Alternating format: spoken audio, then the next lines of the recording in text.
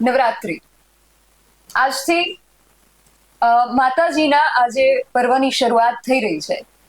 પરંતુ નવરાત્રી ખરેખર શું છે, શક્તિ શું છે, માતાજી શું છે, એમના સ્વરૂપ શું છે, ઘણું બધું વર્ણન જે છે આ પર્વની અંદર આપણે લાવવું છે. અને આજથી તો હજી શરૂઆત થઈ રહી છે. નવરાત્રીના 9 દિવસ દરમિયાન આપણે માતાજીના સ્વરૂપોની, માતાજીની આરાધનાની, એમની સ્તુતિની ઘણી બધી ગહન ચર્ચાઓ આપણે કરવી છે.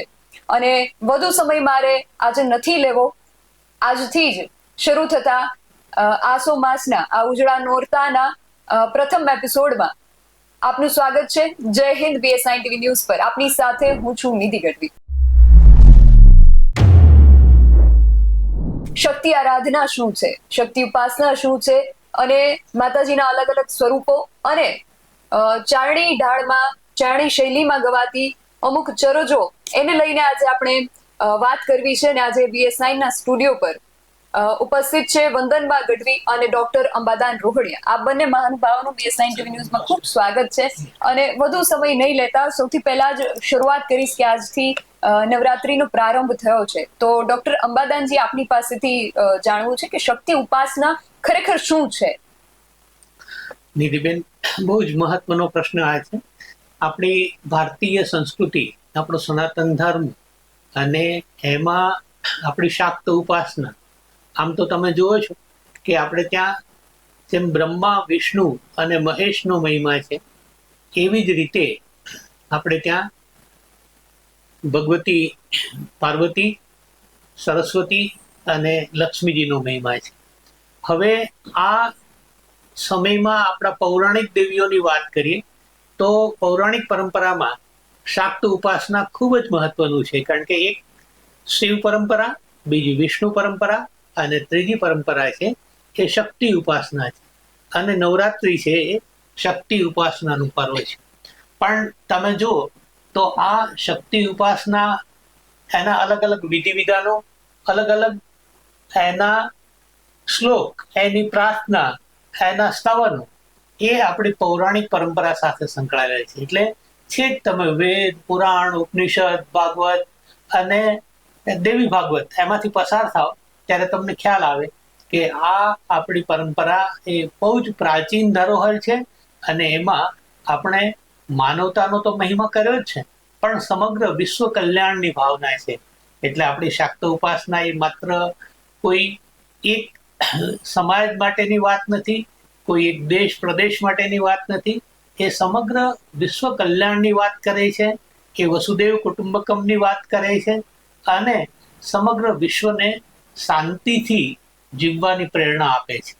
અને શાંતિથી જીવવાની પ્રેરણા આપે ત્યારે તમને ખબર છે કે સામે આસુરી વૃત્તિ અને જેનામાં આસુરી વિચારધારા છે, એવા લોકો એ હંમેશા દેવ અને દાનવનો સંઘર્ષ ચાલ્યો આવ્યો છે. પણ એની પાછળ સંઘર્ષની વાત વિચારીએ ત્યારે આ જ છે કે જે કોઈકના કલ્યાણની વાત કરે છે એ દેવ છે, જે પરાયાને પરેશાન કરવું, નુકસાન કરવું અથવા તો એને કોઈને કોઈ રીતે પરેશાન કરવાની વૃત્તિ ધરાવે છે એ અસુર છે. એટલે ખરા અર્થમાં આ આસુરી વૃત્તિ ઉપર જે સદવૃત્તિ છે, જે દેવો છે, એના વિજયની પરંપરા અને એ શક્તિ ઉપાસના એટલે આપણી નવરાત્રી. એવો યોગ તો રે સોરાજ આવડ માનો વીર સે આવડ માડે વારણા લેતા જાવ રે સોરાજ ના બેની ઉગતો રે સોરાજ આવડ માનો વીર સે મોમડિયા ને સાલાણ ને સાથે દેડિયો વડલાયા છે રમતા નાના બાળ રે સોરાજ ના બેની ઉગતો રે સોરાજ આવડમાં નો વીર છે. વાહ વંદનબા, સૂરજના બેની આવડમાની તમે વાત કરી એટલે અંબાદાનજી આપની પાસેથી હવે એ જાણવું છે કે તમે પૌરાણિક દેવીઓની વાત કરી, તો એ પૌરાણિક દેવીઓ વિશે પણ આપ વિગતે અમને માહિતી આપો, અને સૂરજના બેની આવડ માતાજી કોણ છે એના વિશે પણ વિગતે વાત કરો. વાહ, બહુ સરસ મહત્વની વસ્તુ આ છે કે આપણે ત્યાં જે પૌરાણિક દેવીઓનો ઉલ્લેખ મળે છે એમાં મહત્વની વસ્તુ એ છે કે ભગવાન શિવ અને સતીની આખી કથા શિવ પુરાણમાં મળે છે. સતીજી પોતાના પિતાને ત્યાં દક્ષ રાજાને ત્યાં યજ્ઞ થઈ રહ્યો છે ત્યારે શિવજીને નિમંત્રણ નથી મળ્યું. મૂળમાં તો એક વખત એ શિવ અને સતીના ગૃહે દક્ષ રાજા પધાર્યા છે ત્યારે દક્ષ પ્રજાપતિને એમ લાગ્યું કે શિવજીએ મારું અપમાન કર્યું છે અને એ અપમાનનો બદલો લેવા માટે એમણે યજ્ઞ આરંભ્યો. તમે જુઓ કે કોઈ કાર્યની પાછળનો હેતુ કેવો છે એ પણ મહત્વનું છે. તો એ યજ્ઞ આરંભ્યો, સતીજીને નિમંત્રણ ન મળ્યું, આકાશ માર્ગે અન્ય દેવ દેવીઓ જઈ રહ્યા છે, સમાચાર મળ્યા એટલે એમણે શિવજીને કહ્યું કે મારા પિતાજીને ત્યાં યજ્ઞ થઈ રહ્યો છે તો આપણે જવું જોઈએ. શિવજી એમને નીતિ સમજાવી કે નિમંત્રણ વગર કોઈને ત્યાં ના જાય. સતી કે તમને એમ લાગતું હોય તો ભલે, પણ મારું તો બાપનું ઘર છે, મારા પિતાનું ઘર છે અને દીકરીને તો પિતાને ત્યાં નિમંત્રણ વગર પણ જવાનો અધિકાર હોય, એટલે મને જવાની રજા આપો. અને શિવજીએ સતીજીને મોકલ્યા, સાથે ચારણોને ગણ તરીકે સાથે મોકલ્યા છે. ગયા અને ત્યાં જઈને જોયું તો શિવજીનું સ્થાન નથી, સાથે કોઈ સતીને આદરથી મળ્યા પણ નહીં. માતા, બહેનો અને દક્ષ રાજાનો ડર, એટલે પરિસ્થિતિ એવી થઈ કે સતીને એમ લાગ્યું કે મારા પતિનું જો આ રીતે અપમાન થતું હોય અને આ દક્ષ રાજા એ મને અને શિવને સાચી રીતે ઓળખી નથી શકે, એટલે એમને નિર્ણય કર્યો કે મને મળેલો આ દેહ હું પાડી નાખીશ. એટલે એમણે યજ્ઞકુંડમાં ઝંપલાવ્યું અને આ સમાચાર શિવજીને મળ્યા. એમણે વીરભદ્ર નામનો ગણ ઉત્પન્ન કર્યો અને કહ્યું કે જા મેલાને માર, અને અહીંયા આવીને એમણે દક્ષ રાજાનો યજ્ઞ વિધ્વંસ કરી નાખ્યો. એ યજ્ઞ વિધ્વંસ થઈ ગયો, દેવો ભયભીત થઈ ગયા અને પછી વિવશ થઈને બધા જ શિવજીને શરણે ગયા. શિવજી આવ્યા, વીરભદ્રને શાંત કર્યો અને જોયું તો ભગવતી સતીનો દેહ તો યજ્ઞકુંડમાં છે. એટલે એમણે નિશ્ચેતન દેહને ખભા ઉપર લઈને તાંડવ કરતા કરતા પૃથ્વીની પ્રદક્ષિણા કરવાનું શરૂ થયું અને એમ લાગ્યું કે ત્રિલોકનો વિલય થઈ જશે. એટલે ભગવાન વિષ્ણુ એમની પાછળ સુદર્શન ચક્ર લઈને ચાલ્યા. આ બધી કથા પાછળ પણ ઘણા બધા મર્મ છે. એ બધી કથાઓને એની સાથે સંકળાયેલા મર્મને એમાં જે કેટલાક નિહિતાર્થ છે એને સમજવા માટે પણ આપણે ઘણો બધો સમય જોઈએ, પણ આપણે તો સંક્ષિપ્તમાં જ એ ઉલ્લેખ કરીએ છીએ એટલે વધુ વિગતમાં ન જઈએ. પણ એ પાછળ ચાલ્યા અને સતીજીના દેહના ટુકડાઓ પડતા ગયા એક એક એક એક એમ. એટલે જ્યાં સતીનું બ્રહ્મરંધ્ર પડ્યું એ આપણું આદ્ય શક્તિપીઠ એટલે હિંગળાજ, જે પાકિસ્તાનમાં, આજે પાકિસ્તાન છે પણ એ સમયે તો આપણું અખંડ ભારત, અને ત્યાં બલુચિસ્તાન પાસે હિંગળાજ માતાજીનું બ્રહ્મરંધ્ર પડ્યું. આજે ત્યાં એની પૂજા થાય છે. હું ત્યાં દર્શન પણ કરી આવ્યો છું. અને એ સમયે શિવજીએ ચારણોને કહ્યું કે તમારે ભૂલોક પર જવાનું છે. ભગવતી સતીએ કહ્યું કે જો તમે ચારણોને ભૂલોક પર મોકલશો તો હું એમને વચન આપું છું કે જ્યારે જ્યારે સ્મરણ કરશે ત્યારે હું એમને ત્યાં સહાય માટે જઈશ. એટલું નહીં, મારે જ્યારે સૃષ્ટિ ઉપર અવતાર કાર્ય રૂપે જવાનું થશે તો હું ચારણોને ત્યાં અવતાર લઈશ. એટલે બેન, આ વરદાન અને આ પરંપરા આને કારણે આજે આપણે ત્યાં આદિ આવડથી મંડીને સાંપ્રત સમય સુધી અનેક દેવીઓએ જન્મ લીધો છે. એટલે આ આદિ આવડ હોય, આ આવડમાં અને આ ખોડિયારમાં હોય, વરુડી હોય, કાગબાઈ હોય, નાગબાઈ હોય, હોલબાઈ હોય, ચાંપબાઈમાં હોય, મોગલમાં હોય, રવેચીમાં હોય. તમે આમ એક યાદી બનાવો અને છેક આપણે ગયા વર્ષે જ આપણે જેમનું જન્મ શતાબ્દી વર્ષ ઉજવ્યું એવા ભગવતી આઈ સોનલ સુધી, અને આજે સાંપ્રત સમયમાં પણ આપણે ત્યાં કેટલાક માતાજીઓ એ અલગ અલગ સ્થળે રહીને સાધના કરે છે, ભગવતીની ઉપાસના કરે છે.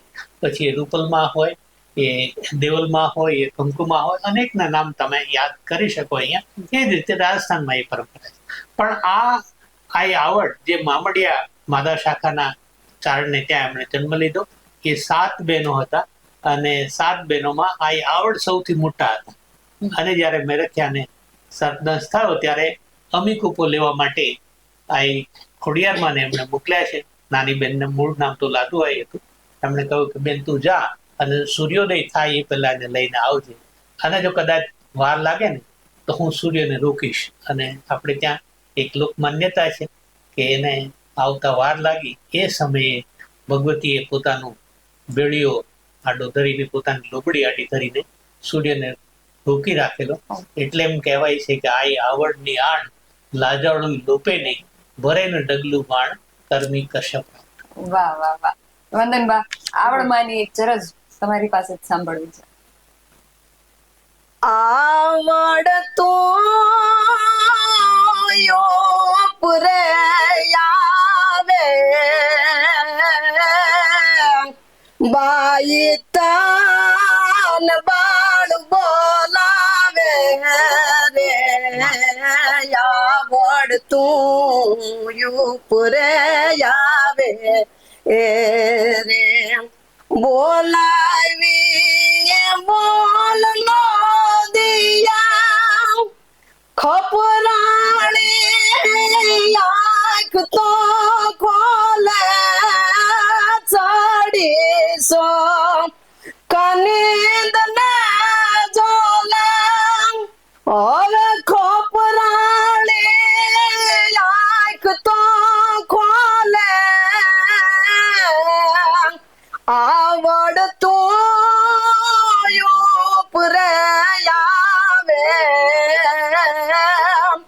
બાઈ તાન બાળ બોલાવે રે આવડ તું ઉપરે આવે રે. વાહ. વાહ. આવડમાંની ખૂબ સરસ રજૂઆત આપની પાસેથી સાંભળી. અને હવે અંબાદાનજી એ પણ સમજવું છે કે નવરાત્રી છે, આપણે પૌરાણિક દેવીઓ અને તમે જે રીતે વાત કરી આઈ આવડ, આઈ મોગલ, આઈ સોનલ, એમની જે વાત કરી, તો પૌરાણિક દેવીઓ અને જેમણે અવતાર ધારણ કર્યો એટલે ચારણ દેવીઓ, તો એમાં શું તફાવત છે? કારણ કે અમારા જેવા સામાન્ય માણસો જે છે એ આ તફાવતને નથી જાણતા કે નથી સમજતા, તો એ આપની પાસેથી સમજવું છે. બેન, આપણે ત્યાં જે પૌરાણિક દેવીઓ છે એના માટે તો એમ કહેવાય છે કે જેમ તમે જુઓ કે શિવ છે એ અજન્મા છે, એના કોઈ માતા પિતા નથી. એમ મૂળમાં તો જગદંબા, અને એથી સાહેબ તમે બેન આગળ ચાલો ને તો અંતે તો, કારણ કે આપણે ત્યાં જીવ અને શિવની વાત કરીએ અથવા તો કોઈ પણ સૃષ્ટિનો આરંભ અને એના સગુણ અને નિર્ગુણ રૂપ સુધી પહોંચો, તો નિર્ગુણ છે એ તો નિર્ગુણ છે, નિરંજન નિરાકાર છે. એટલે ત્યાં પછી કોઈ સ્ત્રી નથી, કોઈ પુરુષ નથી, માત્ર એ નિરાકાર સ્વરૂપ છે અને એને વર્ણવવાનું પણ શક્ય નથી. એટલે વેદ તો ત્યાં અંતે થાકીને હારીને એમ કહે છે કે નૈતિ નૈતિ, આ ને આ ને આ ને, કારણ કે એ પરમ ચેતના છે, પરમ તત્વ છે. એને કોઈ આયુ નથી, એને કોઈ ધર્મ નથી, એને કોઈ જન્મ કે મૃત્યુ નથી. એ અજન્મા છે, અયોની છે. પણ એ જગદંબા, એટલે તમે જો કે શિવના મોટા બેન છે એ જગદંબા છે. અને એ સમયથી તમે આ પરંપરાને સમજો તો જે આપણા પૌરાણિક દેવીઓ થયા, તો એમાં પણ એ શાક્તપીઠ, એ શાક્તપીઠને કારણે તમે જો કે અંબાજીની વાત કરો તો ત્યાં માતાજીનું હૃદય પડ્યું છે. એમ અલગ અલગ શાક્તપીઠ, અને સાચી રીતે એમ તમે સમજવું હોય ને તો એમ કહી શકાય કે એ સમયે આ પરમ ચેતનાએ આપણા સીમાડાઓ નક્કી કરી દીધા, આપણી બાઉન્ડ્રી ક્યાં ક્યાં. આજે તમે ભારતની વાત કરીએ છીએ તો ભારત તો એ હવે ખંડિત થયેલું ભારત છે. હમ. અતીતમાં તમે જાઓ અને અખંડ ભારતના સંદર્ભમાં તમે વિચારો તો બૃહદ ભારતના સંદર્ભમાં વિચારો તો આજના આપણા ભારત દેશની આસપાસના બીજા 10-15 દેશોને તમારે એમાં મેળવો ત્યારે તમને એ ભારત દેશની પ્રાચીન સીમા મળે. અને બધી સીમાઓમાં એ પછી બાંગ્લાદેશ હોય, એ પાકિસ્તાન હોય, એ ભારત હોય, બધે ક્યાંક ને ક્યાંક માતાજીના પદચિહ્ન છે. એટલે એ ત્યાં શક્તિપીઠ છે, એટલે એ શક્તિ રૂપે પૂજાય છે. અને એમના કોઈ માતા પિતા નથી, કારણ કે એ પૌરાણિક છે, એટલે એ અજન્મા છે. બીજી રીતે તમે જુઓ તો હવે તમને એક અવતારનીયતા દેખાશે કે જે લોકો અવતાર ધરીને, જેમ આપણા 24 અવતાર, તો ભગવાન રામ અને કૃષ્ણ દશાવતારમાં તમે જુઓ અથવા તેના પ્રાચીન 24 અવતારની વાત કરો તો ભગવાન રામ અને કૃષ્ણ એના તમને માતા પિતાનું નામ મળશે. એમ આપણા આ ચારણ આઈઓ છે એ માનવ દેહ ધરીને આવ્યા છે, અને માનવ દેહ ધરીને આવ્યા છે એટલે તમને એમના માતા પિતા, એમનું ગામ, એમનું મોસાળ, એમનો જન્મ સમય, આ બધી વિગતો મળશે. અને એ બધા જ દેવીઓ સાવ સહજ રીતે, બેન, એ લોકોએ ક્યારેય, આ સોનબાઈમાં તો એમ કહેતા હતા કે જીવતા પૂજાવું એ તો પાપ છે. એ એમ કહેતા હતા કે આ માનવ દેહની પૂજા ના હોય, આપણે તો પરમાત્માની પૂજા કરીએ, આપણે એના ઉપાસક છીએ, જગદંબાના ઉપાસક છીએ, જગદંબાના ભેળિયાના ઉપાસક છીએ. એની જમણી અને એક શ્રીફળ હોય એટલે આપણા માટે પર્યાપ્ત. એમ આપણે ક્યાંય કોઈ મોટા મંદિરો, જૂના સમયમાં તમે જાઓ ને તો કોઈ મોટા મંદિરો નથી, આપણી કોઈ એવી વિશિષ્ટ પદ્ધતિથી પૂજન કે આટલા કલાક આ કરવો. કારણ કે ચારણ તો એક તો સ્વતંત્ર રહ્યો, સ્વતંત્રતાનો ઉપાસ, અને સ્થળાંતર એની નિયતિ. કારણ કે એનો વ્યવસાય શું, તો કે પશુપાલન અને ખેતીવાડી. એટલે પશુપાલનને કારણે પણ દુષ્કાળ પડે એટલે એમને સ્થળાંતર કરવાનું થાય, એક જગ્યાએથી બીજી જગ્યાએ, ત્રીજી જગ્યાએ. એવી રીતે ખેડૂત હોય તો પણ દુષ્કાળ થાય એટલે સ્થળાંતર. એટલે ચારણ સ્થાયી નિવાસ નથી. બીજું, એ સત્યનો ઉપાસક છે અને સ્વતંત્રતાનો હિમાયતી છે અને પાછો સ્વાવલંબી છે. એટલે એ ચારણોની પૂજન પદ્ધતિ એવી રહી કે એમને ત્યાં આ બધી જ બેન દીકરીઓ જન્મે, એ માનવ દેહ લઈને આવ્યા હોય, એ ઘરમાં પરિવારની સાવ સહજ રીતે બેન દીકરી તરીકે જીવન જીવતા હોય. પછી એ માતા હોય, એ બેન હોય, એ પત્ની, નારીના ભિન્ન ભિન્ન રૂપો, પણ આ બધા જ કર્મ બજાવતા બજાવતા, એ કાર્યો કરતા કરતા એમણે અધ્યાત્મની ઉપાસના ચાલુ રાખી. અને એ અધ્યાત્મની ઉપાસનાને કારણે એમનામાં એવું દેવત પ્રગટે. અને એ ઘર અંબિકાથી, રણચંડિકાથી એમ કહેવાય ને, તો એ સહજ રીતે સાવ સાદા સોયલા, પણ જો જરાક ભ્રકુટી બદલાણી તો પછી એ ભલભલા રાજ્યના રાજાઓને પણ થાપીને ઉથાપી શકે. માએ કહ્યું છે કે જેમ તાવડીમાંથી રોટલો ફેરવે ને, એમ આખા આખા રાજ્યો ને ઉથાપ્યા છે. પણ શું કામ ઉથાપ્યા છે, તો કે આસુરી વૃત્તિ દાખવે એને ઉથાપ્યા છે, અસુરોને માર્યા છે. બાકી તો કાકબાપુએ લખ્યું છે ત્યાં એમણે એ સહજ વાત કરી છે કે હું માં છું ને એટલે મને કોઈ નહીં મારવા ગમતા નથી, અસુરો પણ મારા જ બાળકો છે, પણ તમારી વૃત્તિ, તમારું વર્તન યોગ્ય નથી, તો એ જો અસુરી વૃત્તિ છે એને હું સહારું છું, એનો નાશ કરું છું. એટલે માં છે એ હંમેશા સદવિચાર, સંસ્કૃતિ ફેલાવે, અને એ સદવિચારો ફેલાવવા માટે જ એને અવતારો લીધા છે. એટલે જેમ ભગવાન કૃષ્ણએ ગીતાજીમાં કહ્યું છે ને કે જ્યારે જ્યારે અધર્મ ફેલાય, જ્યારે જ્યારે સંતો ભક્તો ઉપર આફત આવે, ત્યારે હું અવતાર લઈને આવું છું. એમ આપણી માતાજીઓએ પણ આપણે ત્યાં અવતાર લઈને આવ્યા છે, જરૂર પડી એવા અવતારો લીધા છે.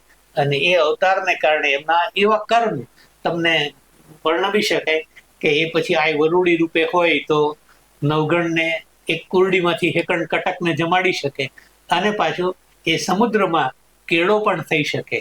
એટલે આજે નવગણને ત્યાં તમે એના ભાલે દેવચકલી થઈને આવીને બેસી શકે. આ એક ખોડિયાર છે તો એ ગોહિલોને આખું ગોહિલવાડના 1800 પાદર અપાવી શકે.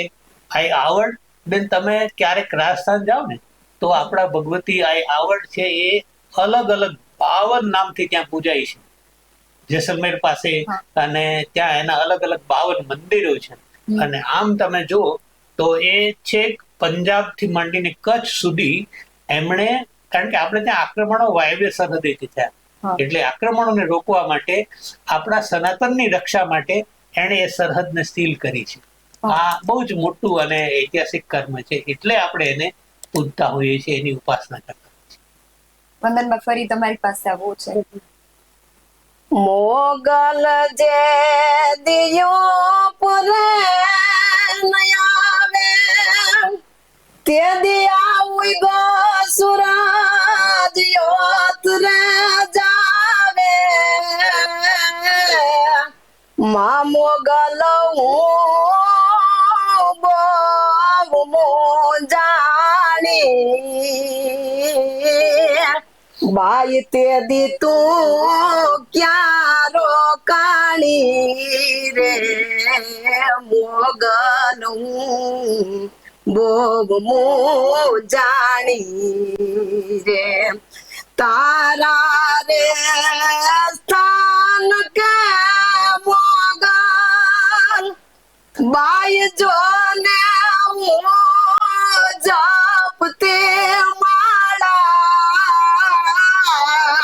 મોગલ હું બહુ મો જાણી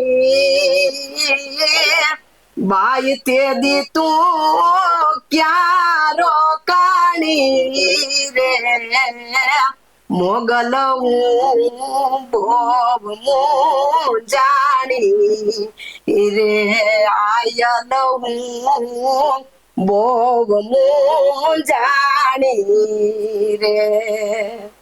વાહ વાહ વંદનબા, આમ એવું લાગે કે તમારો સ્વર સાંભળીને સાક્ષાત સરસ્વતી આ નોરતામાં રમવા ઉતરવું જ પડશે એવું લાગે. અને અંબાદાનજી, વળી એ પણ મને પ્રશ્ન થાય કે જે રીતે તમે વાત કરી કે કહેવાય છે કે આ તો એ દેવીઓ છે કે જે રીજે આપે રાજ અને ખીજે વાળે દાટ, અને એને હજુ બધું સરળતાથી કહીએ તો એ ક્રોધ અને કરુણાનું સમન્વય એ માતાજીમાં જોવા મળતો હોય છે. તો એ શું છે, આપની પાસેથી વિગતે સમજવું છે. માનું સ્વરૂપ છે ને એ એટલું બધું કરુણાળ છે, એટલે માડી તારા કાળજા મશરૂમ થી ખૂણા. પૂર્ણ.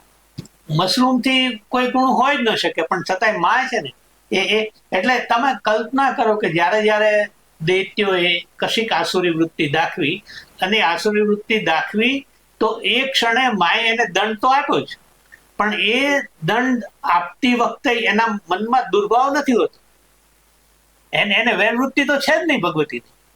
એટલે મોગલમાં વિષય જે કવિ દાદબાપુ એક રચના લખી છે ને, એમાં મંગલા રૂપ મોગલ વાણી એમ કહ્યું છે. માં તો સૌનું કલ્યાણ કરનારી છે, માં તો સૌનું મંગલ કરનારી છે, પણ જે એ રસ્તે ચાલતા નથી, અથવા તો એ આસુરી વૃત્તિ દાખવે છે, હીન વૃત્તિ દાખવે છે, વ્યભિચારી છે, જેને શીલનું મહત્વ નથી, એવાઓને એ ચેલેન્જ કરે છે, એવાઓને પડકાર કરે છે. અને પછી એ કાક બાપુએ જેમ લખ્યું છે ને કે માડી તારા સીમાડા લોપ્યા ને અંગડાઓની આશા, આશા કરી. તો પછી એના જડબા ઝેરીની ઝેર કીધું, વાહ. અને એને બચવાનો કોઈ આરો જ ન હોય. અને માં છે એને કઈ એના ખાંડાને ખડક ખડખડે, પણ એને કઈ યુદ્ધ ભૂમિમાં લડવા જવાનું હોય નહીં, કારણ કે જ્યારે દેવો પરાસ્ત થયા એ વખતે ભગવતીએ પ્રાગટ્ય થઈને આવવું પડ્યું છે, અને એ વખતે અસુરોને એને પરાસ્ત કર્યા. પણ અસુર જો એ વખતે એને એમ લાગે કે માં મારી ભૂલ થઈ ગઈ, એ એક સ્વીકારીને તમને સાદો બેન, અહીંયા આપણે રાજકોટમાં બેઠા છીએ, રાજકોટથી 30 કિલોમીટર દૂર આપણે સરદાર ગામ છે, અને સરદારમાં આ જીવણી છે. હવે એક સમય બાકર શેખનું એ વખતે રાજકોટ પણ માસુમાબાદ બની ગયું, એ પરિસ્થિતિ જુદી જ હતી આખી, એમાં આપણે ઊંડાણમાં ન ઉતરીએ.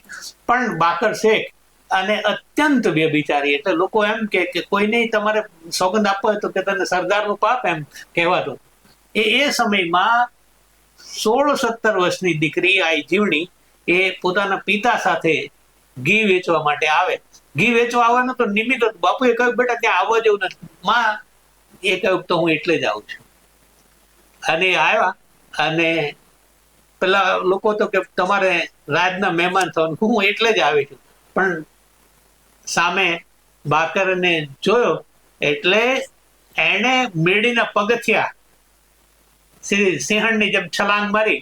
અને તમે જો આમાં માણસ ભયભીત થઈ જાય ને, હા. જે વ્યભિચારી હોય, જે દુરાચારી હોય, જે ચોર હોય, એનું કાળજું હોય જ નહીં. હા એ તો ડરપોક જ હોય. હા એટલે એમાં તમે જો તમારો વિલ પાવર હોય તો આપોઆપ એને એમાં ભય દેખાય. એટલે એને સિંહણનું સ્વરૂપ દેખાયું, ભાગ્યો, ગઢની રાંગેથી પછાડીને ઊંધો ફેંક્યો. અને એ પછાડીને ઊંધો ફેંક્યા પછી પેલો માણસ કે માં મારી ભૂલ થઈ ગઈ, મને માફ. તો મદનભાઈ, માએ એને કરુણા દાખવીને એને એમ કહ્યું કે જા, તને લોકો ઊંધિયા પીર તરીકે પૂછશે. હા બેન, વાહ. હા મને આ બે કડી યાદ આવ્યા, સરદારની હા, વાત આવી બરોબર. એટલે કે વચ્ચેથી બે કડી ગાવ કે બા કર કે બાઈને બોલાવા એને રંગ મોલે લઈને આવો. ત્યાં તો ધ્રુવજી ઓઠા દાન બાપુ વાણિયાન વિનવે સે નહીં પાવો. ત્યાં તો અંગે અંગે યજ્ઞ લાગે જાણ ભૂખે સિંહણ બાની બાગે. એને બાકર ના કર્યા બટકા મરતો મરતો માકન માફી માગે. વાહ વાહ વંદના. વાહ. જો આ કેટલી બધી ઐતિહાસિક ઘટનાઓ એની સાથે વણાઈને, અને આપણે ચારણોએ આ ઘટનાઓને કાયમ હૈયે અને હોઠે રાખી છે. જી. હવે એવું જ તમે જુઓ કે પૃથ્વીરાજ રાઠોડ, અકબરના સમકાલીન બિકાનેરના રાજકુંવર, અને આઈ રાજલ. હવે એ પૃથ્વીરાજ રાઠોડની લાજ રાખવા માટે આઈ રાજલ અહીંયા ચરડવાથી જાય, અને એ ઉદાવાચાના દીકરી, અને એ પણ સિંહણ રૂપે. અકબરે ભયભીત થઈને બેન નવરોજ છોડવો પડ્યો. ઇતિહાસકારો ગમે તે કે, પણ લોક પરંપરા આજે આટલા વર્ષોથી, અને આપણા ઓમકારસિંહજી લખાવતે તો જી. નવરોજ દિયો છોડાઈને અમે એક આખું સરસ પુસ્તક લખ્યું છે કે 500 વર્ષથી ચારણો આ હૈયે અને હોઠે આ વાત કેવી રીતે જાળવીને બેઠા છે. તો એ પણ એને સિંહણ સ્વરૂપને દર્શન આપે, અને ભયભીત થઈને બધા લોકોએ આવીને કહ્યું કે માં અમારો ચૂડલો છે, માફ કરે એમ. અને એ માફી માગે અને નવરોજ બંધ કરાય. આવા અનેક ઉદાહરણો તમે આપણા. અને બીજી વસ્તુ તમે એમ પણ જો કે ચારણ આયોએ તો માત્ર કોઈ એક જ્ઞાતિ માટે નહીં, આપણને શું આપ્યું એ કરતા એને સમાજને શું આપ્યું ને બેન, એ મહત્વનું છે. અને 18 આલમ માટે એમણે કામ કર્યું છે. આ તમે દેરડી જાઓ ને, આઈ જાનબાઈ માની દેરડી કહેવાય છે. અને આઈ જાનબાઈ માની દેરડીમાં એમણે વાવ ગળાવી, દુષ્કાળ છે, અને આઈમાં એ વાવ ગળાવી, અને વાવ ગળાવી ત્યારે એમણે આદેશ કર્યો કે અહીંયા 18 આલમ સાથે પાણી કરશે. આજે પણ એ પરંપરા જળવાય છે. આઈ કરણીજી, તો આઈ કરણીજી રાજસ્થાનમાં તમને ખબર છે કે જોધપુર અને બિકાનેર એ બંને રાજ્યોની ભૂમિપૂજન અથવા તેનો શિલાન્યાસ માતાજીના હાથે થયો છે. અને બીકાજીને રાજગાદી પણ એમણે અપાઈ. એના લગ્ન પણ એના સસરાને તો એ ત્યાંથી જે કેદ હતો ત્યાંથી છોડાવીને એ લાવ્યા કે માં હમણે તો કે લગ્ન મંડપમાં કન્યા પધરાવો સાવધાન કે દીકરીને મોકલતો કરી. હું ત્યાંથી એને જેલમાંથી, મુલતાનની જેલમાંથી પંખીણી રૂપે લઈ આવ્યા. અને આજે પણ માતાજીના મંદિરમાં તમે જાઓ તો ત્યાં એના કાબાઓ.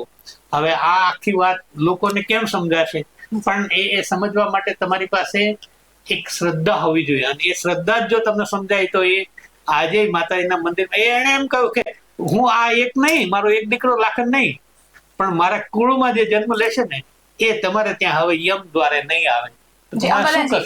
મારે એ જ કહેવું છે કે કરણીજી નો શું જીવન ગાથા, એમની કરણી અવતારમાં એમણે શું કાર્યો કર્યા, ગુજરાતની જે અમારી ખાસ અમારા દર્શકો જે છે એ ખૂબ ઓછું જાણે છે. તો રાજસ્થાનમાં થયેલા ચારણદેવી કરણીજી કોણ હતા એમના વિશે થોડી વિગતે આપણે વાત કરીએ. આમ આ બધો સમય એવો છે કે તમે સમયના પાબંદીમાં ચાલુ હોય એટલે સંક્ષિપ્તમાં જ મારે વાત કરવી પડે. પણ બે વાતો એની સાથે હું વણી લઉં કે એક તો તમે જો આપણે ગુજરાતમાં બુટ બલ્લળ અને બેચરાજી માતાજી છે. એ બુટ બલ્લળ અને બેચરાજી માતાજી એના બા એટલે એમના માતા દેવલમાં જી. અને એ ખારોડામાં થરપારકર ને સિંધ ત્યાં આપણું અમરકોટ જાગીર છે. એ જાગીર પાસે આઈ નું ખારોડા ગામ છે. મૂળે રાજસ્થાન, ખારોડામાં બાપલ દેથા સાથે પરણાવ્યા અને એ દેથાઓને તો જંપ દેથાના સમયમાં જાગીર મળેલી. એ ત્યાંના જાગીરદાર રાજવી તરીકે આજે એનું પૂજન થાય છે. ગાદી બદલાય ત્યારે ત્યાંના રાજવી આવીને રાણા જાગીરમાંથી આવે, એની પૂજન વિધિ કરીને પોતાની સાથે એક આસને બેસાડે. એટલે એટલું બધું માન ચારણોનું ત્યાં મળ્યું છે. અને એ દેવલાઈ મૂળ રાજસ્થાનના, એમના જ માસિયાઈ બેનને ત્યાં આઈ કર્ણીજીનો જન્મ. આઈ કર્ણીજી સાઠિકાથી પરણીને સાસરે આવ્યા ત્યારે રસ્તામાં ગાયોને લઈને આવેલા. એટલે ગાયોને દુષ્કાળ તો પાણી ઘાસચારો તો જોઈએ. અને પછી પેલા વિવાદ થયો કે ના, અહીંયા પાણી પાવાનું હતું. માતાજી કે ભાઈ ગાયો છે, તમે એને ક્યાં ના પાડો, એમ પશુ છે એને ચડો કે ના. અને આખી વાતમાં આપણે ઊંડા ન ઉતરીએ, પણ આઈ માએ કહ્યું કે ભાઈ તું આ કેસ ને જતા રહે તો મારી આ આવડમાની પૂજાની પેટી છે બેન, એ 1.5 બાય 1.5 છે. 1.5 ફૂટ બાય 1.5 ફૂટ હોય એથી પણ નાની પૂજાની સંદૂક છે, પૂજાની પેટી છે. એમાં એ આવડમાની પૂજા કરતા હતા. અને આવડમાં એટલે આપણે માન્યું એમ એ હિંગળાજમાના અવતારી તરીકે એને આપણે ઓળખતા હોઈએ છીએ. તો એ પેટી માણસોથી ઉચકી ન શકે. છેવટે હાથીને લાવવામાં અને હાથી સાથે દોરડાથી બાંધી તેનો પાયો તૂટી ગયો, પણ પેટી ન ફેરવી શકાય. આજે પણ એ પેટી ત્યાં પૂજાય છે. પેલા એ કાનાએ કહ્યું કે માં, તો કે હવે તને જોઈએ છે ને, આ એક લીટો પળોટી જો. અને છેલ્લે મર્યાદા ભંગ કરવા માટે અશ્વારૂઢ થઈને એને લીટો ઓળંગવા પ્રયત્ન કર્યો. એ રેખાને ઓળંગવા, તમે જેમ લક્ષ્મણ રેખાની કલ્પના કરી શકો, પણ એ રેખા ઓળંગવા પ્રયત્ન કર્યો. એ વખતે ભગવતીએ સિંહણનું સ્વરૂપ લઈને ત્યાં જ એને સહાર્યો. એ પરંપરા પછી આ એમને ત્યાં લાખન એમના પૌત્રનું મૃત્યુ, અને એ વખતે બધાએ વિનંતી કરી કે માં આ તમે તો, અને એ વખતે તો આયમાની કેટલી બધી પૂજા. એમ જોધપુર નો આજે મહેરાનગઢ કિલ્લો છે, એની નીવ, એનું ભૂમિપૂજન, એનો શિલાન્યાસ માતાજીના હાથે થયો છે. બિકાનેરનો શિલાન્યાસ માતાજીના હાથે થયો છે. અને આ લાખન એ વખતે યમદૂત આવે ને કે માં આ જીવાત્માને, તો કે ના, એ હવે શરણે આવ્યો છે, એ નહીં સોંપી શકાય, તો કે તમે યમ દ્વારા આવો. અને એ ગયા. એને યમરાજાને વિનંતી કરી તું આ એક જીવાત્માને છોડી દે. કે ના માં, એ કરીશું તો આ આખો સૃષ્ટિનો ક્રમ બદલી જશે, એટલે તમે સક્ષમ છો. એને કહ્યું પણ આ પેલા કોઈ માં અહીંયા આવી છે? નથી આવી. તો તું આ એકને છોડી દે. એટલે કે ના, એ નહીં થઈ શકે. એ વખતે માએ કહ્યું, કારણ કે જે સત્યના ઉપાસક હોય છે ને, એને તમે અમુક રીતે એને દબાવી ન શકો, એનો અવાજ કે એના વાતને રૂંધી ન શકો. એટલે એને કહ્યું તો હવે આ એક નહીં, પણ મારા વંશમાં જન્મનાર એક પણ દીકરો તારે ત્યાં નહીં આવે. તો માં શું કરશો? તો કે હું એને મારે ત્યાં મારા મંદિરમાં કાબા બનાવીને રાખીશ. એટલે આજે માતાજીના મંદિરમાં તમે જાઓ, આજે તમે વિશ્વના લોકો આ જોવે છે, એના ઉપર ઘણા બધા એપિસોડ થયા છે, ઘણું બધું રિસર્ચ થયું છે. વિશ્વની યુનિવર્સિટીમાંથી, ઓસ્ટ્રેલિયા ત્યાંથી આવેલા વિદ્યાર્થીઓ તેના ઉપર પીએચડી કર્યું. આ શું છે? આ રહસ્ય શું છે? અને એ મંદિરમાં આજે 15 કે 20 હજારથી વધુ ઉંદર તમને દેખાય. તમે ચાલો તો તમારે આમ પગ ચડી જાય, એટલે તમારે પગ ઘસીને જ ચાલવું પડે. પગ લ્યો તો પગ નીચે આવે. તમે પૂજામાં બેઠા હો તો તમારા શરીર ઉપર ફરે. તમે આરતી કરતા હો તો આરતીની જ્યોત, ઢોલ, નગારા, તો આરતીની જ્યોતથી ડરે નહીં. જે પ્રસાદ એ કાબાઓ આરોગ્ય, જે દૂધનો પ્રસાદ લે, એમાંથી આજે એ લોકો ચરણામત લે છે, પ્રસાદ લે છે. મેં એ પ્રસાદ લીધો છે. મેં આ દ્રશ્યો ત્યાં નજરે જોયા. અને લોકોને જે સ્પ્લેગ ફેલાયો ને, તે એમ લાગ્યું. અને પછી એનું પરીક્ષણ કર્યું ત્યારે એને એટલું સમજાયું કે આ પ્રજાતિ કોઈ જુદી છે, એનું રહસ્ય નથી સમજી શકાતું. અને બીજી એક વાત એની સાથે જ તમને, એટલે આમ કલ્પના આપણે કોઈ અતિશયોક્તિની વાત જ નથી કરતી, પણ આ રિયાલિટી છે. અને એ રિયાલિટી જેને ધર્મ સાથે શ્રદ્ધા છે એ સમજી શકે. તનોટરાય હા તમે જો આજે આવડ કોઈ પણ એ આ આવડનું જ સ્વરૂપ છે, હિંગળા પણ એ હિંગળાજમાનું સ્વરૂપ એટલે આવડ ને આ આવડનું સ્વરૂપ એટલે તનોટરાય. એ અલગ અલગ 52 મંદિરથી પૂજાય છે. એ 52 મંદિરો વિશે વાત કરીએ તો 52 એપિસોડ જોઈએ. જી હું એ બધે 8-8-10 દિવસ રહીને અમે એને સીપી દેવલ સાહેબ આપણે એવું પણ બધા કરીશું કરી આવ્યા ભવિષ્યમાં. છે. યાત્રા ખૂબ અમે કરી છે. જી. 8 દિવસ અમે ત્યાં રહીને બધા. પણ એમાંનું તનોટરાયના મંદિરમાં 65ના આક્રમણ વખતે પાકિસ્તાને ચડાઈ કરી અને ચારેય બાજુથી ઘેરાઈ ગયેલા આપણા સૈનિકો એ મુઠ્ઠીભર લોકો હતા, જેને તમે એમ ગણી શકો 20-25 ની સંખ્યામાં.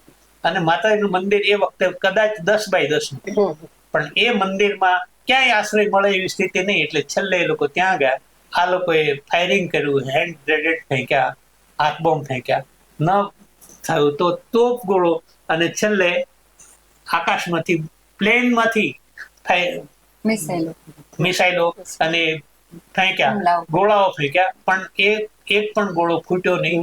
આજે એ મંદિરમાં આ ડિસ્પ્લેમાં બતાવે. આજે તમે ચેનલ જોવો ને તો તમને ડિસ્પ્લેમાં એ પાકિસ્તાની બોમ્બ ફૂટ્યા વગરના ત્યાં રાખ્યા છે. અને એ છે, એટલે આ રિયાલિટી છે. બીજી વખત એ લોકોએ 71માં હુમલો કર્યો અને 65માં તો પછી એનો સેનાપતિએ કહ્યું કે હું આવીને છતર ચડાવી જાઉં, અને છતર ચડાવી ગયા છે. પણ તોય પાછું 71માં એને હુમલો કર્યો, અને એ વખતે લોંગેવાલા સરહદથી હુમલો કર્યો. પણ ત્યાં પણ એ ફાયરા નહીં. અને એ લોંગેવાલા સરહદે આજે એમની 20-25, આમ તો કદાચ 50 જેટલી, પણ 20-25 તો ગાડીઓ ત્યાં રણમાં પડેલી છે, કારણ કે એ પાછી ન જઈ શકી. આપણા થોડાક સૈનિકોએ ભગવતીની કૃપાથી એના ઉપર વિજય મેળવ્યો. અને એ એમ માને છે કે આ આવડની કૃપા છે, આ તનોટરાયની કૃપા છે. એટલે આજે ત્યાં BSF ની કુમક ત્યાં હોય છે. ત્યાં એનો વિજય સ્તંભ છે 135 નંબરનો, અને ત્યાં એ જે ટુકડીઓ હોય છે એ રોજ સવાર સાંજ માતાજીના મંદિરમાં પૂજા એ લોકો કરે છે. સૈનિકો જ કરે. અને સૈનિકો પૂજા કરે, પોતે બોર્ડર પર જાય ત્યારે માતાજીને પગે લાગીને જાય, સરહદથી પાછા આવે, બેરકમાં જતા પહેલા માતાજીને પગે લાગીને જાય, અને ત્યાં અન્નક્ષેત્ર પણ એ લોકો ચલાવે છે. એટલે આ વાસ્તવિકતા તમે જુઓ ત્યારે આપણને સમજાય કે કોઈક અદ્ભુત તત્વ એ કામ કરે છે, જેને આપણે શ્રદ્ધાથી જ જોઈ શકીએ. એટલે કાકબાપુએ એક જગ્યાએ સરસ વાત કરી છે કે એ જે એના ભરોસે રહેવાય એમાં પણનું ડાપણ ન ડોળાય. આ શ્રદ્ધાનો વિષય યાદ આવી એટલે એક કડી હિંગળાજ મનવી. હિંગળાજ હાજના જોર બાઈ તું બેઠી મકરાણમાં, હિંગળાજ હાજરા જોર તું તો બેઠી મકરાણમાં. વાહ વંદનબા, આ સરસ વાત કે માં ત્યાં મકરાણમાં બેઠી છે એનું મંદિર. અને આજે મુસ્લિમો એને નાની મંદિર કહીને એની પૂજા કરે છે. અમે જયારે ત્યાં ગયા જસવંતસિંહ સાથે, 84 લોકોનું ડેલિગેશન હતું, તો એ વખતે બલુચિસ્તાનના મુખ્યમંત્રી આવીને અમારી સાથે માતાજીના હવનમાં, યજ્ઞમાં સાથે બેસીને પૂજા કરતા અમે જોયા છે. અને એ જ રીતે મેં હમણાં દેવલમાની વાત કરી ને, તો ખારોડામાં દેવલમાનું મંદિર છે. આજે ત્યાં દેસા શાખાના એના વંશજો રહે છે. અને અમે ગયા ત્યારે ત્યાંના સૈયદો એમ કહેતા હતા કે અમે જીવતા હોઈએ ત્યાં સુધી આ દેવલમાના મંદિરની એક કાંકરી કોઈ હલાવી ન શકે, કારણ કે અમે માનવ જ સંતાનો છીએ. એટલે ભગવતીના આ વિરાટ સ્વરૂપની તો અનેક કલ્પનાઓ થઈ શકે. પણ આજે એ પાકિસ્તાનના 2 મંદિરો સલામત છે, અને મેં ત્યાં એ જઈને દર્શન કર્યા છે. હવે મારી પોતાની બનાવેલી એક રસના 2 કડી બોલું. બોલો બોલો. કે પોસ સુદા બેજયા વિરાળે આમડે નમારડે હરખનો માય અચિત ચોટે નાયકમ માસોનાલ આ દાલડું મોઢડે જાય પાંખ મને દીધી હોત તો સોનાલ ને તો મોઢડે જાય આ દાલડું મારું તો લખે સોનાલ દર્શન તારે કાજ. વાહ વાહ વાહ, વાહ વાહ, વંદનબા. આ સોનભાઈ માની આ વાત અને આ સોનભાઈ માના તો દર્શન આપણે બધાએ કર્યા છે. એ મંદિર પણ આજે વિશ્વ વિખ્યાત છે. અને હમણાં ગયા વખતે માનું જન્મ શતાબ્દી વર્ષ હતું ત્યારે મોદી સાહેબ 12 મિનિટ સુધી વર્ચ્યુઅલી જોડાઈને એમણે આખી ચારણ પરંપરાની વાત કરી. ચારણ પરંપરા શું છે, ચારણ આય પરંપરા શું છે, આ શક્તિ સરસ્વતી અને શક્તિની ઉપાસના એ આપણું ચારણનું ઓળખ છે, એ ચારણત્વ છે, એની વાત માએ કરી. અને મને યાદ આવે છે કે વંદનબા દાત્રાણાથી આવે છે, ગોરવેળા શાખા, અને એ રીતે આપણા આ નાગબાઈમાં પણ એ મોણિયા અને ગોરવેળા સાથે સંકળાયેલા છે. એટલે મોગલમાની વાત કરીએ તો એ પણ ત્યાં ગોરવીમાં અને મોગલ બંને ગોરવેળા. એટલે આ આપણી પરંપરામાં આમ જોઈએ ને બેન નીતિબેન, તો એમ લાગે છે કે આપણે આ બધું કેમ કરી શક્યા છીએ. તો એની પાછળનું એક કારણ એ છે કે આપણને આપણું વિલ પાવર વધારવામાં, આ શ્રદ્ધા વધારવામાં આ બધા જ દેવી તત્વો, કારણ કે એ ક્યાંક આપણી બેન છે, ક્યાંક આપણા માં છે, ક્યાંક આપણા ફૈબા છે, અને એને કારણે આપણું કેમ કે હા આ તો માને જ કહી શકાય ને.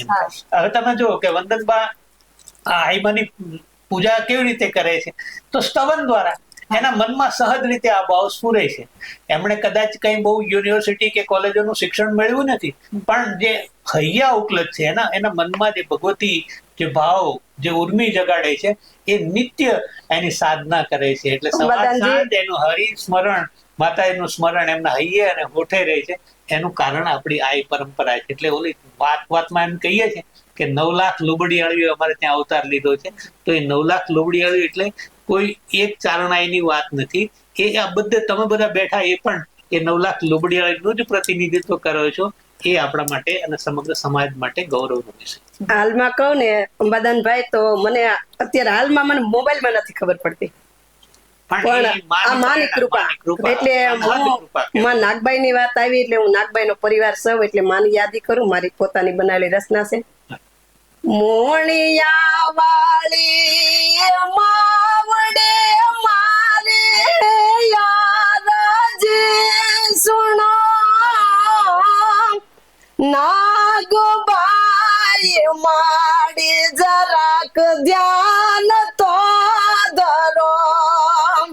અમે સોરુડા તમારા, તમે માવડી મારા, તર છોડીને ક્યાં હાલા મારી નાગબાઈ માડી. એ માળે આલે બાઈ એ ખોટ મોટી આઈ, અવતાર લઈને આવજો પાછા નાગબાઈ માડી. વાહ વાહ વંદનબા. અંબાદાનજી, જે રીતે આપણે શક્તિની ઉપાસનાથી શરૂઆત કરીને હવે અંત તરફ વળતા જે રીતે વંદનબાએ ગાયું ને એમના શબ્દો જે હતા કે હિમાળે હાડ ગાળવા, તો આ અંત તરફ આ હિમાળે હાડ ગાળવા એ શું હોય છે, પરંપરા શું છે, એ વિધિ શું છે? બેન, આપણે ત્યાં આત્મા અને પરમાત્માની વાત કરીએ ત્યારે ચારણત્વના સંદર્ભમાં તમે જોશો ને તો આપણે મૃત્યુને તો સહજ ગણ્યું છે, મૃત્યુને મંગલ ગણ્યું છે. અને મૃત્યુના વધામણા કર્યા હોય, મૃત્યુને લાડ લડાવ્યા હોય ને એવા અનેક ચારણ કવિઓ મળે, એવા અનેક ચારણ આઈઓ મળે. એનું કારણ આ છે કે એમણે ક્યારેય દેહની આસક્તિ રાખી જ નથી. તમે એવા પ્રસંગો જુઓ કે જ્યારે કશીક કોઈક એવી આપત્તિ આવી, એનો સીમાડો લોપાય. અને સીમાડો લોપાય એટલે ક્યાંક માણસ કવેણ ઉચ્ચારી જાય, ક્યારેક વર્તનમાં થોડોક ફેર આવે, ક્યારેક માણસની વૃત્તિ બદલાય. અને આ બદલાતી વૃત્તિ, આ બદલાતી મનોસ્થિતિ એ વખતે અન્ય લોકો છે એ કદાચ થોડુંક ખમી ખાય, પણ ચારણ છે ને એ તો ચકમક જેવો છે. એમ કહ્યું છે કે ચારણ અને ચકમક તણી ઓછી મજાણે હાથ ટાઢી તોય ચાક લાગે લાગે. એ ગમે ત્યારે એ બિલકુલ સૌમ્ય. અને એનું કારણ એ પણ હોય કે આપણે ભગવાન શિવનું સંતાન છે. શિવ થી સૌમ્ય કોણ તમને મળે? એને તો ભોળોનાથ કહ્યો છે. પણ એ જ શિવ જયારે એ સહારનું તાંડવ નૃત્ય કરે ત્યારે, અને બીજી તરફ આપણે નાગકુળના પંડિત છીએ. એટલે એમ કહેવાયું છે કે મહેશ ડાડો અને શેષ નાનો. અને શેષ નાનો હોય તો આ નાગકુળની ભાણેજો બધી નાની નાની નાગણીઓ જ છે. ભલે ને વેચની હોય પણ એ નાનું તો નાગનું બચ્ચું. એમ એને જરાક ચેલેન્જ થાય. તમે જો વાત્સલ્યનો આમ સીમાડો તમે હું આમ ઉદાહરણો આપું ને તો આપણને એમ થાય કે આનાથી પરાકાષ્ઠા કઈ હોય.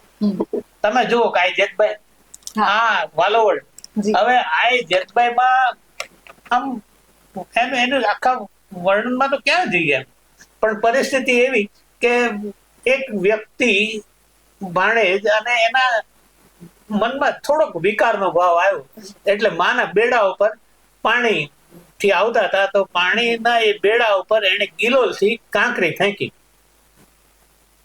માની ભ્રુકુટી બદલાય, પણ એને એમ કે જો ભૂલ થઈ હોય ને તો વાંધો નહીં. ફરી વખત ગયા અને ફરી વખત એને પાછા વળ્યા ત્યારે કહ્યું હવે કોઈ મારી ભેગા અને એકલા જ. અને જ્યાં એની દ્રષ્ટિ પડી ત્યાં સામે વિકાર હતો એટલે એની આંખોને રતન ગયા. આંખોના રતન ગયા એટલું ને એ વિવાદ વધ્યો. ત્યારે માતાજી ત્યાં સુધી કહ્યું કે હવે આ વાલોવડના સીમાડામાં મહિડા જે રાજવી હતા એ મહિડો રહી ન શકે. અને બેન આજની તારીખે એ વાલોવડના સીમાડામાં કોઈ મહિડાનું રાજ્ય તો ગયું પણ આજની તારીખે રહી શકતા નથી. મહિડા શાખાના હા ક્ષત્રિય. બીજું કે આ આંબો એટલે આંબો નહીં, ઈંટ નહીં. અને આજે તમે આમ જાઓ ને તો વાલોવડ ની આસપાસના સીમાડાઓમાં તો બધે એક ચડોતરમાં ખૂબ કેરીઓ થાય, પણ ત્યાં વાલોવડના સીમાડામાં આજે આંબો નથી, ત્યાં ઈંટનું પાકું મકાન નથી. હવે આ લોકો બનાવે તોય પેલો થર તો માટીનો જ મૂકવો પડે આજની તારીખે. આટલા સમય પછી હાજરા હજુ છે. અને હવે તમે જુઓ કે એમ કહ્યું કે અહીંયા તમારો વંશ નહીં રહી. એ નો એક બાળક એ પોતાના મોસાળમાં રાજપૂતાણીઓએ જે કર્યું છે ને એ પાછું રાજપૂતોથી તો ખૂબ સવાયું. એટલે એ કહ્યું કે ભાઈ આ દીકરો આ થયું, આટલું ભૂલ થઈ છે. એટલે કે બરોબર, પણ હવે માં બીજો તો કોઈ ઉપાય જ નથી. એટલે આવ્યા અને એક દિવસ માતાજી પોતાના વાછરુને ગાયો લઈને નીકળ્યા. એટલે બાળકને પગમાં મૂકી દીધું. બાળક રડવા લાગ્યું એટલે માએ તેડી લીધો. તને બેટા ખમા ખમા. હવે ખમા ખમા કહ્યું એટલે દોડીને ખોળો પાથરીને પગે લાગ્યા રાજપૂતાણી. કે શું? તો કે માં મયડો? તો કે હા. તો કે પણ ખમા તો કયું છે, પણ તોય હજી આ સીમાડામાં તો તમે નહીં રહી શકો. જાઓ, તમને ઉમેટાનું રાજ આપું છું. એટલે ઉમેટા જઈને રહ્યા. ત્યાંથી આજે એ લોકો નિવેદ કરવા માટે, માતાજીના નિવેદ કરવા માટે આવે તો ગામનું પાણી પી શકતા નથી. અને આ વાત હું તમને બીજા અનેક ઉદાહરણ આપી શકું બેન. એ પરિસ્થિતિ એ છે કે જયારે ક્યાંક આ પેલું થયું ત્યારે અને આ ચેલેન્જ આવી ત્યારે માતાજીએ શું કર્યું? સૌથી પહેલા પોતાની ઓળખ થાય ને પછી પોતાનું દેહ ચરી. એટલે જો આ જીવને 14-15 વર્ષની વયે એમણે પોતે ખોડલમાં હોય નાગબાઈ, એટલે નાગબાઈ શેણબાઈ એ હિમાલય હાટ જઈને કાઢે. એટલા માટે કે હવે આ દેહ છે એ દેહને મારે ત્યજી દેવો છે. દીકરી વેદા ગોરેવાળાની દીકરી. અને આખી વાતને પણ ક્યાં કહીએ, પણ શેણબાઈ માં એ બ્રહ્મચારીણી હિમાલયમાં જઈને જયારે એને આરાધના કરીએ છે એ હવે લોકો સમજ્યા વગર જે વાતો કરે એનો કોઈ અર્થ નથી. પણ શાસ્ત્રો એમ કહે છે, આ સોનબાઈ માં એમ કહેતા હતા, અને વેદા ગોરેવાળા એના સીધી લીટીના વંશજો એમ કહે છે કે ભાઈ આ કોઈ પ્રેમ કથા જ નહોતી, એ પાછળથી જોડવામાં આવી છે. મૂળ વાત તો દીકરી છે એ અધ્યાત્મના માર્ગે જવું છે એને પિતાને કહેલું અને પિતાએ વચન આપેલું બેટા હું તારું વચન પાળીશ. એ કારણે આખી વાતને પછી લોકોએ પણ એ હિમાલય હાટ જઈને ગાળ્યા. અને કારગિલ પાસે આજે પણ માનું મંદિર છે, ત્યાં આજે એ દેવી તરીકે પૂજાય છે. અને રસ્તામાં 50 જગ્યાએ એના જ્યાં જ્યાં રોકાણ થયું છે ત્યાં આજે જોધપુર પાસે જુડિયા ગામ છે, જુડિયામાં લાળસ શાખાનો ચારડો છે બેન, ત્યાં માતાજી નિવાસ કરેલો. અને નિવાસ કર્યો ત્યારે રાત્રે બધા બહેનો મળવા આવ્યા, સવારે માં આગળ પ્રવાસ કરવાના હતા. તો બધાએ કહ્યું કે માં કૃપા કરો ને. કે શું? તો માં પાણી બહુ તકલીફ છે. બેટા પાણીનો તો આ કૂવો છે ને?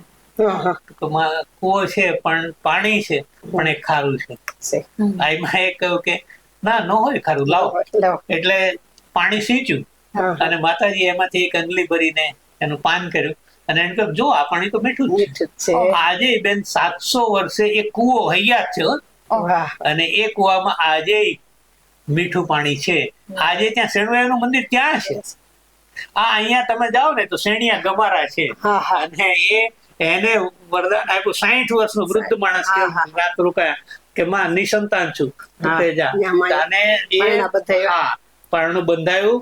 અને એમાં આજે શેણિયા ગમારા તરીકે ઓળખાતા અનેક પરિવારો છે અને અમદાવાદમાં એ બધા રહે છે.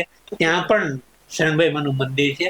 આવા તો અનેક કેટલા પરચાઓની વાત. અંબાદાનભાઈ, આ વાત આવી એટલે જે તે સમયે માં શેણી વિજાણનનું પિક્ચર આવ્યું હતું ત્યારે સત્ય ઘટના અમારી ગોરવિયાળી ગામ આખો વડલો માનો આમ બળીને ખાક થઈ ગયો હતો.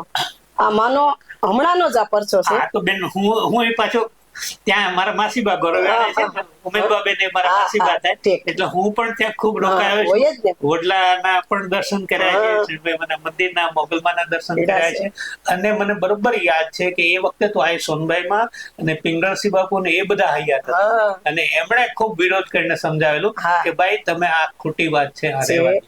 એટલે સાચી વાતને સમજવી, એ પરંપરાને ઉજાગર કરવી અને એ પરંપરા નું જતન થાય એવા પ્રયાસો આપણે. જેતબાઈ માની વાત કરી એ વિશે હું એક કડી ગાઉં. એ વાડે પાસે વાગના જેવી જે તલતન કેવડી કેવી રે જે તાન કેવડી કેવી રે માન મહિડાને મારવા માંડી તે લાંબા કર્યા બે મહિડો મારીન રાજ્યો થાય પાન રયાત રાજી થઈ. વાહ વાહ. અને આ જ રીતે તમે જો બેન આ વરુડી લા નવગણ એના ભાલે બેઠી. અને મને આ વાત કહેતા એમ એટલા માટે આનંદ થાય છે કે મેં આ ઉપેન્દ્રભાઈ પાસે એના મુખે સાંભળેલી વાત. એમાં વિશે આપણે બધાએ તો ખૂબ સાંભળ્યું પણ આ ઉપેન્દ્રભાઈ એના અનુભવની વાત કરી. આ જ વાત પછી ભીખુદાનભાઈએ, માયાભાઈ બધાએ પેલી આકાશવાણી ઉપર કે દૂરદર્શનમાં કે ક્યાંક વિડીયો ચેનલમાં પણ વાત કરી. એટલે સીધી તમને એના એવિડન્સ સાથે મળે. એ કહે છે કે જયારે રાવ નવગણ પિક્ચર ઉતરતું હતું એ વખતે આ દરિયાકાંઠે આ જાહલની સહાય જવાની વાત અને પિક્ચરમાં આજથી માનો કે 30 વર્ષ પહેલાની કે 35 વર્ષ પહેલાની વાત હોય. એટલે એ વખતે ટેકનોલોજી એટલી અપ નહોતી કે નવગણ ને ભાલે આવીને વરુડી બેસે તો એ કાળી દેવચકલી આવીને બેસાડવી કેવી રીતે. અને એ લોકોને ચિંતા. એમણે ઉપેન્દ્રભાઈ ને કહ્યું પેલા કે કઈક પ્રયત્ન કરી. ઉપેન્દ્રભાઈ કે ના એ નહીં. અને હું સ્તવન કરું, પ્રાર્થના કરું, 2 દિવસ માતાજીની આરાધના કરું પણ એ ભાલે આવીને બેસે. અને જો એ ભાલે આવીને નહીં બેસે ને તો હું જીવનમાં ક્યારેય ફરી વખત પિક્ચરમાં ભાગ નહીં લઉં.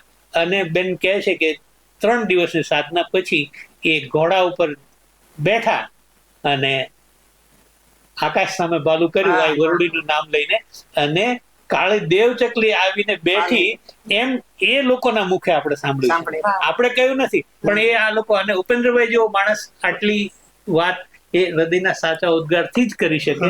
અને એ ભીખુદાનભાઈ, માયાભાઈ, આ બધા પણ, અને આ ઉપરાંત એ વખતે જયારે પિક્ચર બન્યું ત્યારે અનેક લોકો હાજર હતા. એ બધાએ પણ આ જોયું. એટલે માતાજીના જે કેટલીક બાબતો એવી છે કે જે દુનિયાવી દ્રષ્ટિએ ન સમજાય, પણ એનાથી પર છે એ ભગવતી. અને એ ભગવતી આપણા સૌના હૃદયમાં બેસીને આપણને આ માર્ગે ચાલવાની પ્રેરણા આપે છે કે આપણે આરાધના કરવી હોય તો આની આરાધના કરાય, ઉપાસના કરવી હોય તો આની કરાય. આપણે કોનું સંતાન છીએ, અને આપણે કોનું સંતાન છીએ હું એમ કહું છું ત્યારે માત્ર એક ચારણ જ્ઞાતિ માટે હું નથી કહેતો. આ 18 આલમના સૌ લોકો એ ભગવતીની આરાધના કરે, શક્તિની આરાધના કરે, શક્તિની ઉપાસના કરે, ત્યારે એ શક્તિના ઉપાસક તરીકે એને એ બહુ જ સમજપૂર્વક એ વિવેક જાળવવો જોઈએ કે આપણે કોનું સંતાન છીએ, આપણે કોની આરાધના કરીએ છીએ, એ આરાધના, એ અનુષ્ઠાન, એની પવિત્રતા શું છે. અને એ જો આપણે એટલું ધ્યાન રાખીએ તો મને લાગે છે કે એ 9 લાખ લુગડીયાળીઓ સદાય આપણા ઉપર આશીર્વાદ વરસાવશે, આશીર્વાદની અમી વર્ષા થતી રહેશે. એમાં કોઈ શંકાને સ્થાન નથી. આપણે સૌ ભગવતીના આ 9 લાખ નોરતાના આ પ્રથમ એપિસોડમાં એ વાતને વધાવીએ, અને મને લાગે છે કે આ વાત સૌના હૃદય સુધી પહોંચે તો આપણે અહીંયા કરેલું કામ પણ સાર્થક થશે. 100%.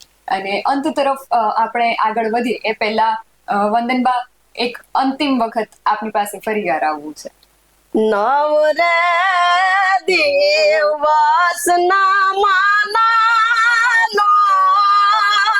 તારે માં ઇનોરતા માં રમશે નવે લાખ જો રમશે નવે લાખ મળી નવરે દિવસ ના માના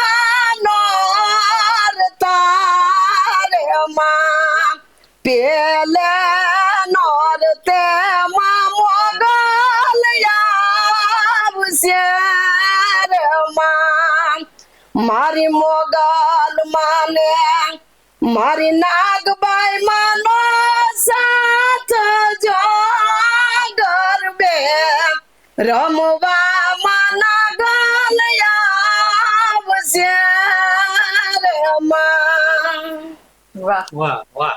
આજથી શરૂ થતા પવિત્ર નોરતા, અને નોરતામાં 9 દિવસ માતાજી જગદંબાઓ રમવા આવશે.